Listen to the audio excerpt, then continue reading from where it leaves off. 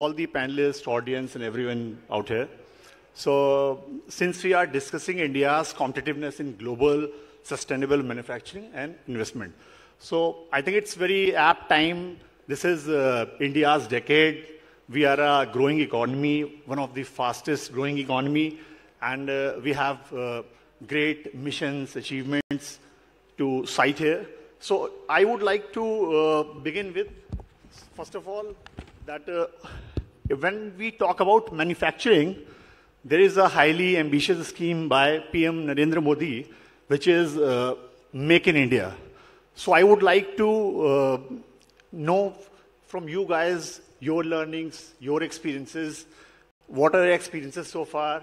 What are the challenges? Do we need any kind of revision? What are the things we need to address in terms of Make in India campaign? You, please. Thank you, Prashant, and welcome to all the panelists as well. An honor to be here. So look, I will speak from the perspective of Baker Hughes, and I'll just give you a little bit of background. You know, we are an leading energy technology company. We play in the upstream as well as the industrial space. We are in India as a business. We are working in every major oil and gas basin.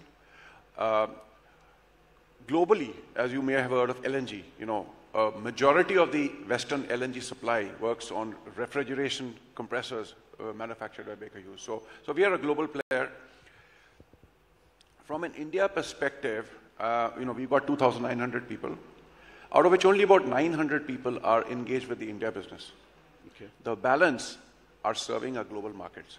We've got 17 locations in India, including tier 2 cities such as Coimbatore, Kochi.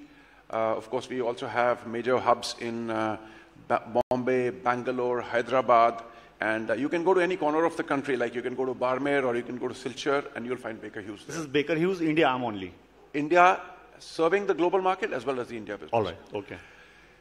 What we are seeing beyond the India business, which is about, you know, $400 million business in India, we have an export business of about 450 million, including in-house manufacturing, but more significantly, an engineering center and a very strong and a growing global hub for supply chain.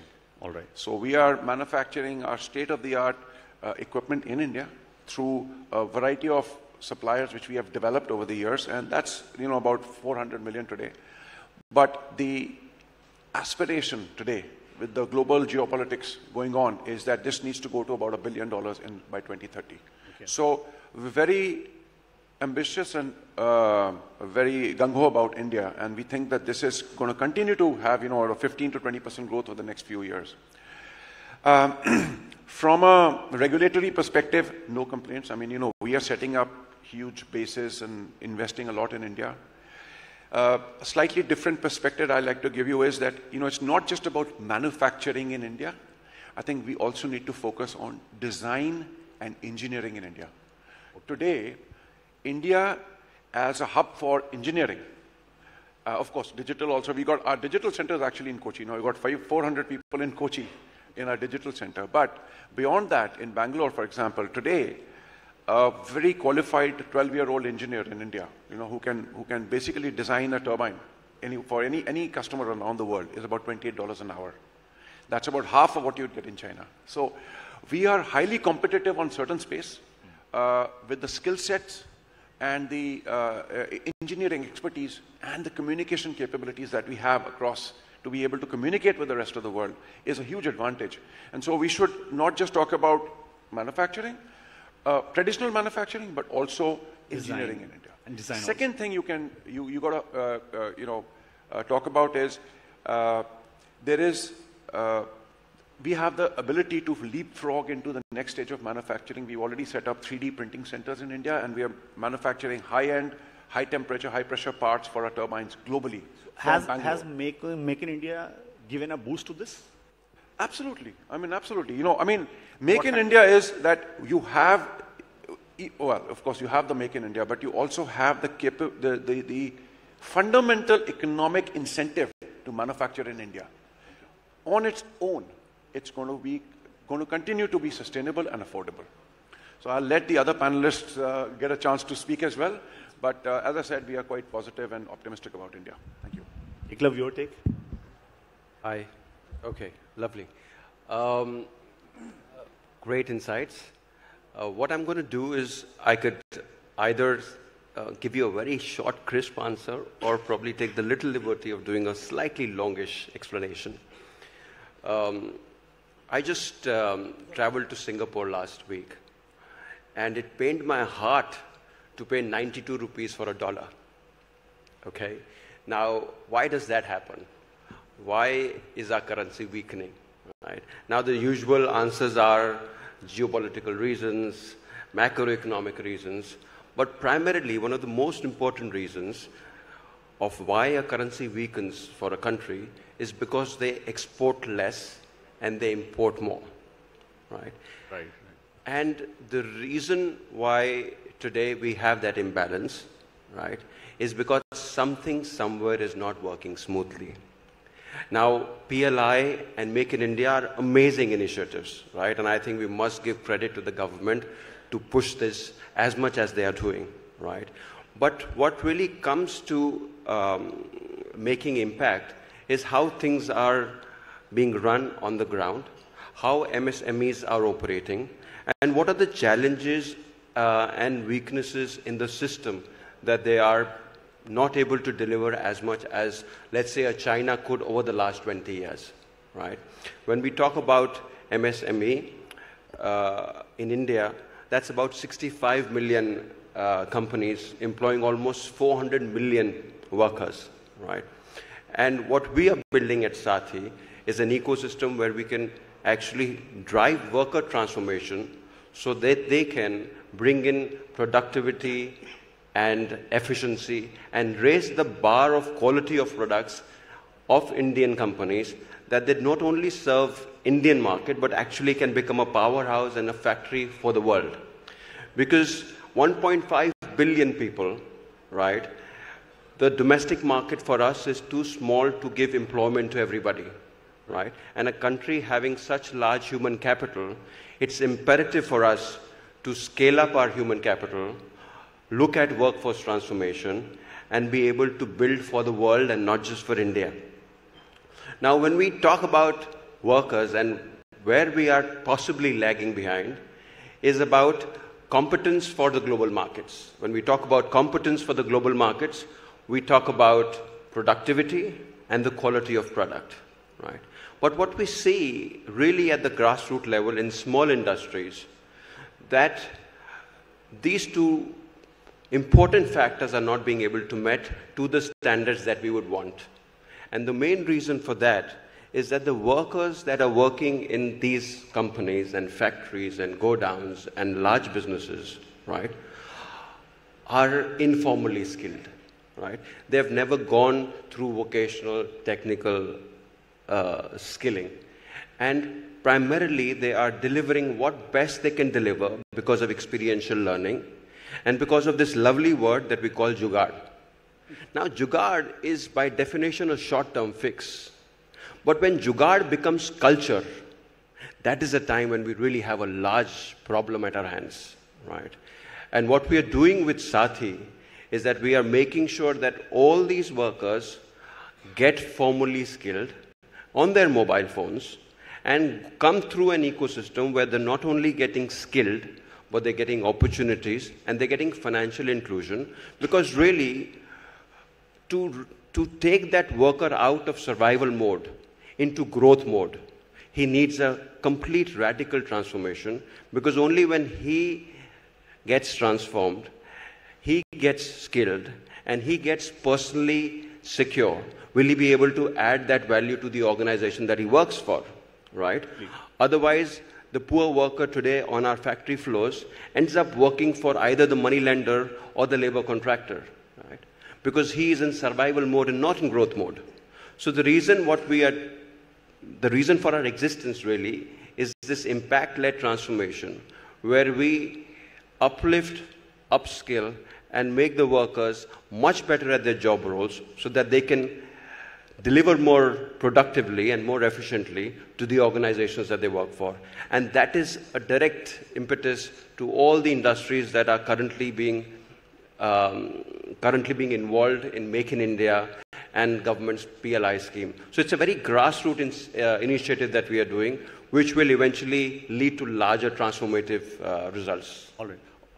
So, Sidhantt, your take from the perspective of Deliverate and your companies? Yeah. So, see, the beauty about great leaders is that they give simple statements without any terms and conditions, and they are always open for interpretations. So that's the beauty about the statement of Make in India, is that it can be interpreted by different businesses in the way that they think it helps them. Let it be a small enterprise, let it be a saturated enterprise, a mature enterprise, or new age startups like ours. We interpret Make in India as a mindset change. It is inevitable that a country becomes great when people start making something of themselves. Let it be economic growth, let it be personal growth, or let it be growth in their way of thinking. So for us as an organization, Make in India has given birth to different thought processes within the organization, where we also promote that whatever you want to make of yourselves, our organization and the platform that we provide enables you to do that. So let it be you want to innovate something, let it be you want to make your life a better life, you can come work with us, and together we can make it a possibility. So even in our businesses, that we think that a restaurant or I would say a catering company, they want to grow, but there are some bottlenecks that stop them. So that's where we come in. With the human capital that we have and with the mindset that we culture within the organization, is that you need to go to a customer and just let them empower themselves, enable themselves to run the businesses more smoothly. So for us, always, Make in India is just simply a mindset that enables everyone around us to be what they truly want to be, and nothing is going to stop them because the country is standing by them. All right. Did you take from the perspective of Spacewood?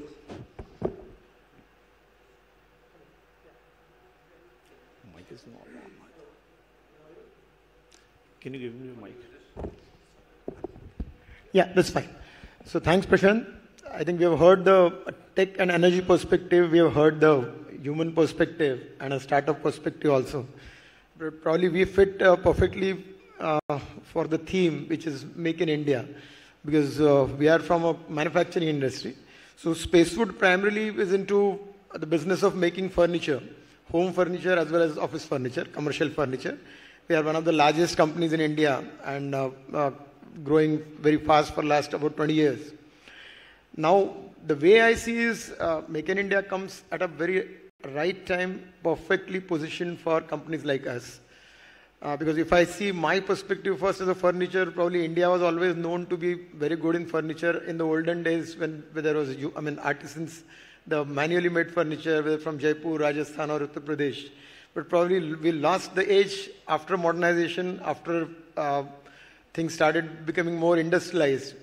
And all this furniture was taken over by the panel industry, which is supposed to be furniture made with machines. And that's where probably India lost edge. But then I think last couple of years, there has been huge impact after Make in India and probably government's initiatives earlier, like even GST. Because for furniture industry, logistics matters a lot because you are supplying across the country. And in the simple state border restrictions and different taxations. So even a change like GST, which happened a couple of years back, made a huge impact. And now what's happening is the new initiatives which are coming in form of incentives, PLI incentives. There are PLIs for making furniture hubs. You have a lot of ancillary industry. Typically learning from the experience of China, what government has also said is unless you develop infrastructure of allied industries, then only probably the industry can really flourish. And that's what is being targeted now. So that's happening in India. For especially medium and small scale industries, the limits are being raised. There are really very, very good schemes. I mean, those who want to genuinely work towards it, I think the schemes are excellent. Yes, financially, probably there can be something more done, but those who have done good business, I think there are enough investors who are coming forward to help the industry. So all in all, I think it's a very golden time. And like Eklavya rightly said, I mean, why the country is going through currency problem is because if you are going to make less and import more, obviously we are going to have problems. But now I think there is a substantial change in Make in India. We have been able to almost make at par world products. Probably government is also helping in terms of establishing quality standards through BIS schemes, whereby the import of probably low cost and low quality furniture is going to be arrested.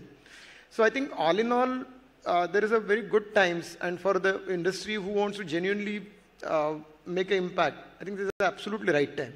So I am very bullish on Make in India program, and I think we are going absolutely right in terms of the schemes. So bullish on Make in India program, that's the key takeaway. So with this, when we talk about Make in India as a manufacturing hub, over the recent years, have you noticed any changes when we say that ease in doing business? Since you represent a global perspective at Baker Hughes, so what is your take on this? So I think a couple of things that were mentioned about GST, about regulation. I think those things have helped a great deal. The other thing from our perspective, right, is that there is a lot of focus on recognizing what we have and recognizing what we don't have. You know, in order to enable the Indian, and I don't want to spend too much time, but maybe, there'll be other aspects of it. One aspect I want to highlight is that there are a couple of things that are really good about India. One is that for heavy industries and for technology-focused companies, and I don't mean just digital technology, there is a very good ecosystem of public sector enterprises in India. Okay. And they're cash-rich, they're very well run, and they offer a long-term business to companies like us to develop their business for the local companies and develop products for global markets.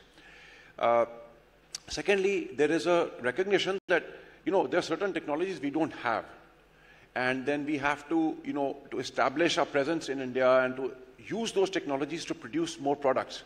We need certain incentives. For example, we import a lot of our equipment custom duty free, and the government has a scheme for that.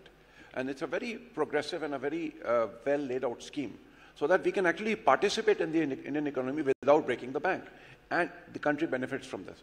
It also allows us to partner with large public sector companies to create an ecosystem where we can jointly develop those partnerships.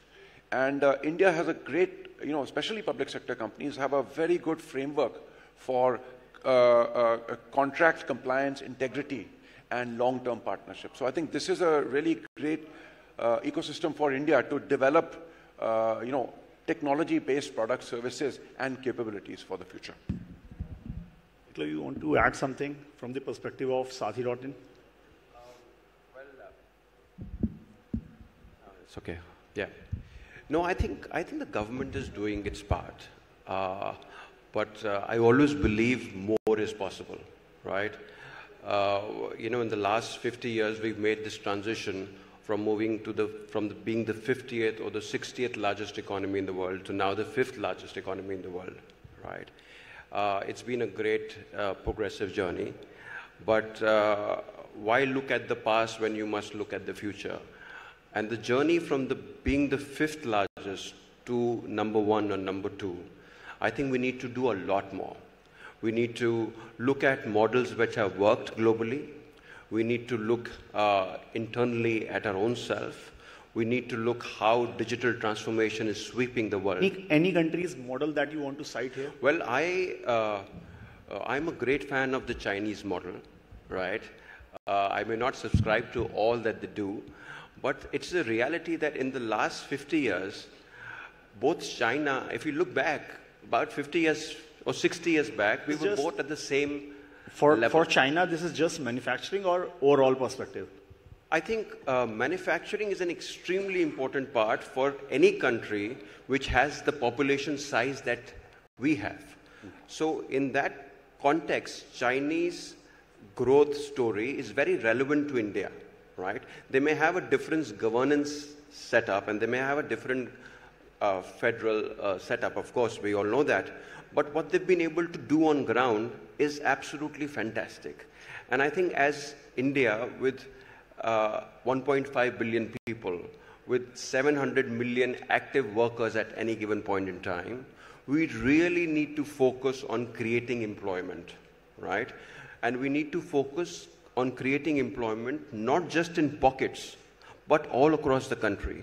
And this is where I believe China has really surpassed all expectations, where every nook and corner of their country was transformed into an SEZ, right? Into a strategic unit, which then created a cohesive environment along with ancillary units and generated employment. And with that employment, they generated so many opportunities for their own workers and their own people to get skilled at such a level that they could produce the best quality stuff at the cheapest price possible in their country and then become a global powerhouse. Because I think our needs as a country are very different from, let's say, a European country or a Latin American country or the US. Very valid point, yeah. We've got to create employment, right? And employment can possibly only be created on such a large extent that we need through manufacturing, right? We've got the digital core competence. We've got the advantage in terms of IT and IT-related industries, and we've done magic over the last 20 years there. But I think what we really need to focus and emphasize on is creating employment for the 500-600 million people that we have, gainful employment, so that they move up, the companies that they work for move up, and together Bharat or the nation moves forward. So I think a lot more needs to be done. We are definitely heading in the right direction, but we need to do things faster, better, quicker. Sidhantt, has it, this ease of doing business helped in procurement and other things when it comes to deliver it and everything? With Make in India, when collaborated with the mindset of manufacturing, creates a good quality of employment. That's what India needs, a good quality rather than quantity. With quality employment, you can actually enable other quantity, the people who have a mindset of quantity employment to get converted into quality. Until and unless the country has that, China has quality employment, where people have work ethics. They know what, the moment they enter the shop floor or the factory floor, they know what they have to do. You can ask a person who's working 10 years in a company in India, and he still would not know what his KRA is. In China, day one, they would know what they have to do, because that's the mindset that they have. So when manufacturing is in India, with the talent, the quality of talent that we have and the access to information that we have right now, enables people to innovate. For example, in our company, we are investing a lot on automation, on robotics, with the intention of not to replace humans, but to generate quality within themselves so that they know what they have to do. They are not wasting their time doing things which are not important, and they can actually give more productivity with their work hours. And once they give productivity within the work hours, they feel that they have contributed something to the organization or to themselves. Yeah. Nitin, your take? Yeah, I think from ease of Make in India or business, I see two perspectives. One, if you really see last few decades, West maintained their dominance on probably technology and maybe IP production rights, and they left manufacturing to so-called third world, Asian countries and yeah. But now they are realizing partly the mistake. Probably the manufacturing powerhouses are becoming now economically much more sound, and that's why now West wants to again bring back manufacturing. probably we are at the center stage. We are a right combination of technology, manpower. Probably down the line few years, India is going to enjoy the best demography in the world because the kind of population that we have. Because for whatever good bad reason, we didn't have population control. But probably today we have the best of the working force in the country available, which in another 20 years is going to be the most important country in the world, having the best suited talent for manufacturing. So now all we need to do is take these advantages to the right. And I think what we have now, India journey has started, is on a perfect time now. If we do our acts right now, if we leverage our IT, the proficiency which Indian engineers have in IT, and the manufacturing which has started emerging now, and the demographic population that we have, so if we make right use of it, and to add to the catalyst, the schemes which are being offered by the country, probably we are going to be one of the best suited country in the world to leverage this environment now. That's what I perfectly feel. All right, so we discussed Make in India, ease of doing business. Now time is telling me that time is up. We are already running short of time. It's already out. So just one line, India as a global investment destination, top challenge we need to address.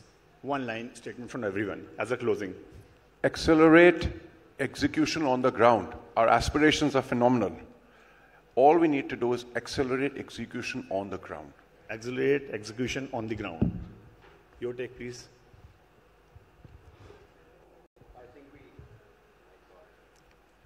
Can you please transfer the mic?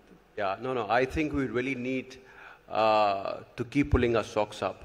We really need to specialize, right? We need to move away from the jugaad mindset to precision, perfection, right? And of course, perseverance and passion is always needed when you have to progress. So I think the time is great, the opportunity is great, but we really need to build our human capital and execute. I think this is the time that we need to have ruthless execution, and we definitely should care about outcomes. And it should be qualitative and quantitative both. And we should see something good coming out of it. Qualitative and qualitative both. Your take, please. I think we have been underplaying our strengths so far. Henceforth, we need to be absolutely professionals, present the strengths that we have, and attract the best talent in the world. That's all. Thank you so much, all the panelists, for your valuable insights. Thank you so much for your time.